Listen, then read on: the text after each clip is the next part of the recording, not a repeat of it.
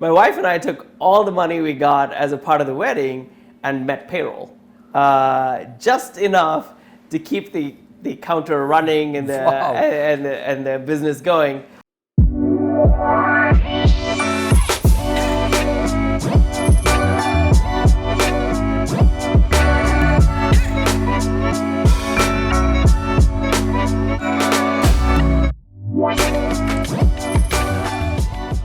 Thank you. Welcome, Prashanth.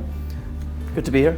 You're one of the few guys I have met who has done masters in bioinformatics, and that too way back in 2004, 2005. I mean, we want to know a little about you, your journey, और ये कैसा है bioinformatics, फिर computers, and then finally to lending, right?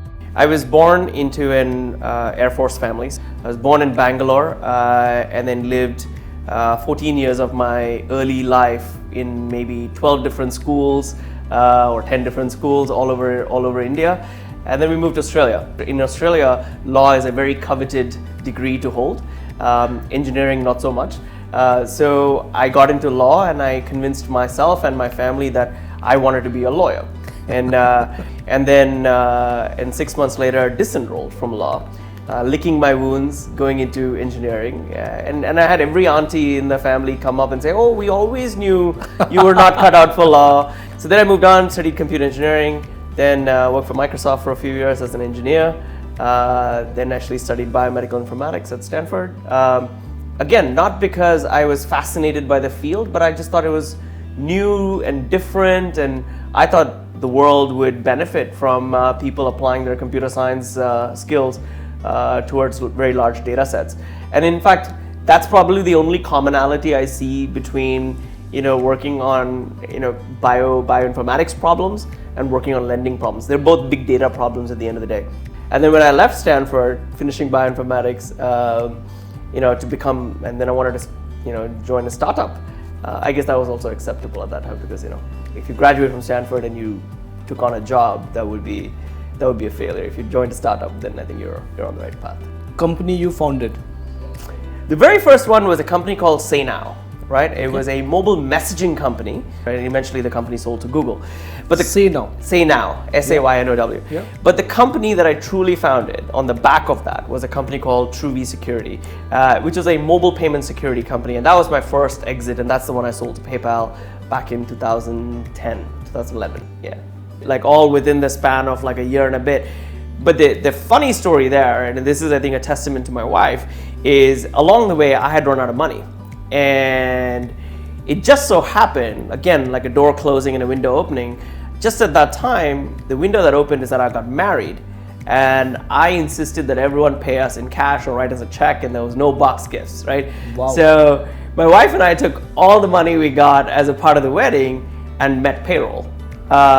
Just enough to keep the counter running and the business going, and then it just happened that we exited quite handsomely. While the story is one in reflection, is one of like a lot of positivity, a lot of things that have worked, there have been 100x over things that have failed. But yeah, it's one of resilience, one of change, one of like just picking myself up and moving on, trying to find the positive in every failure or every loss. Right. So after this very interesting move of TrueV. Yeah. Right. And then PayPal happened. Yeah. I used to report to the chief risk officer of PayPal. The guy was the founder of Bill Me Later, which was one of the largest acquisitions PayPal had ever made. His name was Tom Keathley. And the benefit of working for someone that prominent in an organization is that you ride their coattails. Next thing, my boss and I go acquire a company called Cabbage, right? And we look at it, and then he and I are having a drink afterwards. And he says, "Hey, should we pay $200 million for this company?" And I was like, "I think I can build this in-house." And he's like, "All right, so put together a plan. Let's meet on Monday and see if you can build this." And to be honest, that's how we built SME lending for PayPal. And now that's a multi-billion-dollar business for PayPal. And on the back of it, we said, "Oh, what about consumer lending? We have this thing called Bill Me Later that he had founded, and why don't we do the integration of that?" And so if you notice, like I'm connecting the dots in hindsight saying, "Oh, I was always born to do lending at scale using technology, blah, blah, blah, blah." But no, it hadn't. Like it just so happened that I fell into these opportunities, sometimes over a beer, sometimes over a cocky conversation where I said, oh, I could do it better than the next guy. And it just so happened that I, fell into these opportunities. So I'm truly an accidental entrepreneur, right? I've never really planned out saying, oh, I'll raise so much capital and I'll build this thing out. I just happened to kind of fall into opportunities. But I think even back then, even 12 years ago, I knew that I wanted to come and do something big and deep and meaningful here in India. So that's, I think, what was already driving a lot of this stuff.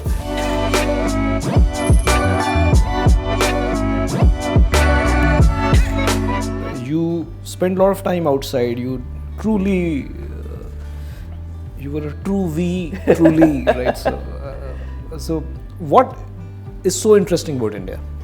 There's still a part of me that is like, that had spent so much time here in India. I grew up here. I have the dividend of the language. I understand, what India is about. I understand the culture, and I think, it is still a place where technology can play a huge role in transforming the lives of hundreds of millions of people. There's not too many countries in the world where technology will play such a huge role. So even now when I travel, कल मैं पटना में था, I saw the digital payment ecosystem जो बाकी आप अखबार में पढ़ते हैं, न्यूज़पेपर में पढ़ते हैं, you see it in a small town, right? So there's this small place where we had gone to buy litti, right? And he had a scan and pay. And when I paid him cash, he wanted a scan and pay because he was not carrying change. I think there has been a fundamental transformation in India in the 6-7 years that I've been here. The Aadhaar kind of identity platform is a very, very big one.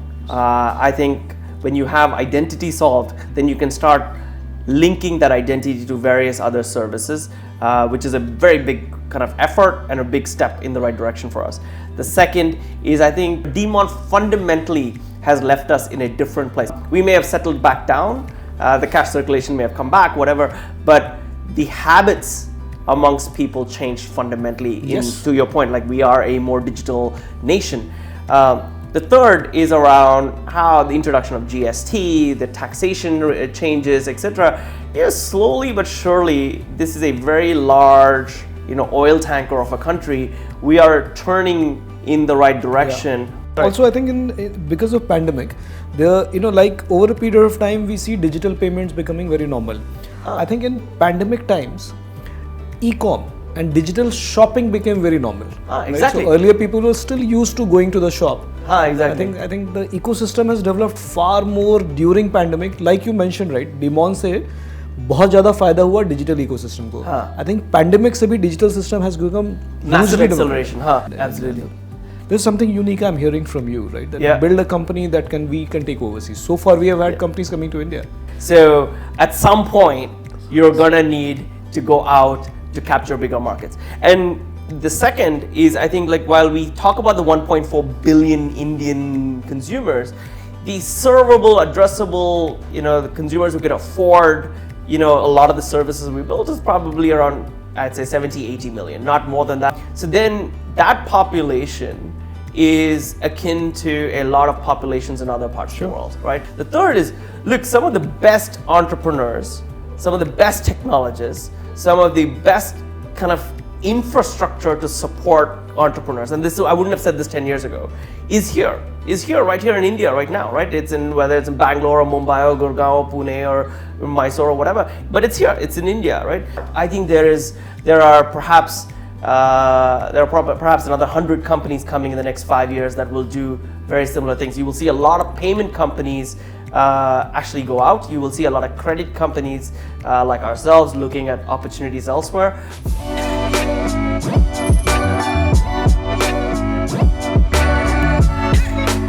Like you said, right? End of the day, building blocks दो तीन ही हैं. Right? You have to do digital verification, you have to do the digital KYC, and then you bring out a product to the customer. Sometimes, and I think today more than ever, use cases matter. Yeah. Right? Gone are the days earlier कि आप जाओ हर जगह, बहुत ज़्यादा common हो रखा था. Now people are buying use cases. Nobody is buying a product.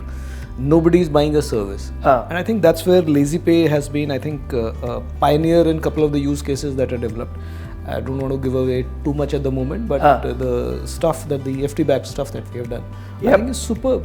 So look, LazyPay, if I may, like it serves a very specific need, right? It's not credit, it is just convenience. Like if I'm going to, and when I'm here, I do order a lot of Swiggy, right? And like to go through a payment experience every time I have to order a meal or a coffee or something is quite painful. Same with Zomato, same with Book My Show, same with like Dunzo, same with like Zepto, and in a multitude of these high frequency kind of e-commerce outlets.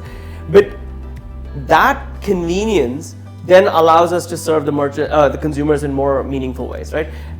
Those consumers at some point come back for affordability solutions. What SBM and LazyPay has been able to accomplish is we are able to combine credit with savings in a seamless way, right? You save more, you earn more, hence you can spend more, and then that drives back into saving more. Correct. And so I don't think you can build a credit company as a standalone and a savings company as a standalone and a spend company as standalone.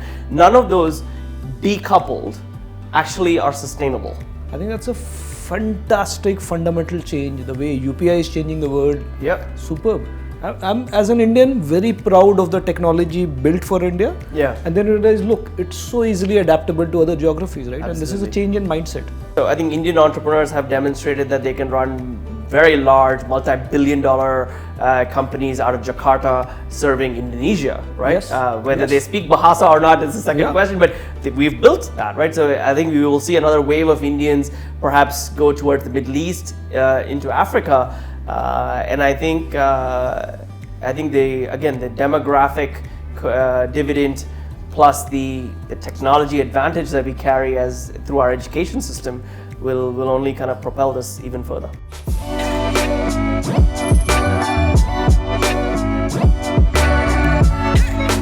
So now we'll start a quick rapid fire round. So now these questions are very interesting. So name a company or CEO who inspires you. It's Elon Musk. If you could invite two famous people for lunch, who would it be? I'd invite Chamath, who's a good friend, long-time friend, and Elon. One evil you could take away from the world, what would it be? Fight over religion. Name a book or movie you would recommend. Tuesdays with Maury. It'll change your life. Oh, I loved it. I loved it. Somebody who has really inspired you in life. My dad. One of your key strengths. Resilience. How many hours do you work in a day? I've spent 37 hours in one stretch. I've also spent 3 hours. So as LazyPay, how lazy are you? I'm extremely lazy. I'm extremely lazy, which also makes me a true believer in technology and a true believer in like delegation and getting stuff done in a more conducive corporate environment. What advice would you give to your younger self, or we hope a lot of people would, you are an inspiration to many. I would say, man, think about both scale and sustainability. If something is not sustainable, don't do it. Even if your venture capitalist says to go for it, right? I think that's just bad habits, because and it's in our ability and our approach, the way we receive failure or something not going to plan and how we adjust that actually ultimately sets us apart. So I actually think the best things that have happened to me is I've never gotten too much capital. The best things that have happened to me is that I've never had very marquee investors back me. The best thing that has happened to me is that I've never had, Lady Luck come and strike me on day one. It's always been one where I think I've tried, failed, struggled, succeeded. And I think I think just being open to that is, I think, really important. I think that's the advice I'd give myself, to just kind of just calm down. Like, things work out. You just can't react. You have to respond to every situation. Thank you for coming. We My pleasure. had a lovely time, and personally, if I can say on behalf of me and my team, last couple of weeks, couple of months that we have been at it, it just doesn't feel like that you're not in the same room and we are not discussing something very, very unique. So loved working with you. We are loving working with you to put out what we are doing. Right, absolutely, and the pleasure is mutual, right? I think we have also really enjoyed working with a bank, and I say that with a smile.